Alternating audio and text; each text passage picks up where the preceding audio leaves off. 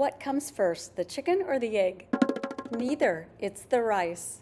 You'll need 3 cups of pre-cooked or day-old rice, which means refrigerated for at least 3 hours or up to 2 days. Spread the rice evenly on a baking sheet so it gets a little bit dry and prepare your other ingredients. You'll need 2 eggs, 1/2 cup of frozen peas or 1 cup of peas and carrots, 1 cup of chopped pre-cooked chicken, 1 tablespoon or 2 to 3 teaspoons of sesame oil or any neutral oil, 2 to 3 tablespoons of soy sauce, 3/4 to 1 cup of minced yellow onion, salt and pepper, and 1 tablespoon of minced garlic.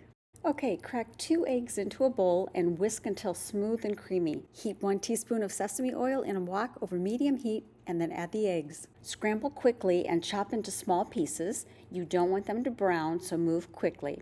Season with salt and pepper and incorporate. Then transfer to a bowl and set aside. Add another teaspoon of oil and the minced onion. Saute just until translucent. This all goes very quickly.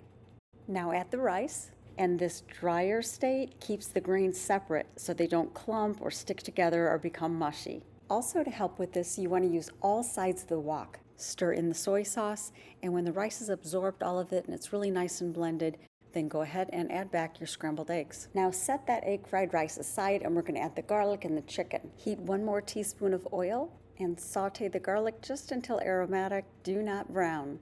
Then return the egg fried rice, and we're going to add the chicken. Then stir in the 1/2 cup of peas or 1 full cup of peas and carrots. Stir in 1 more tablespoon of soy sauce and let all of these flavors incorporate. Make sure you're using all sides of the wok. You want to stir, fry, and keep it dry so it's fluffy, not mushy.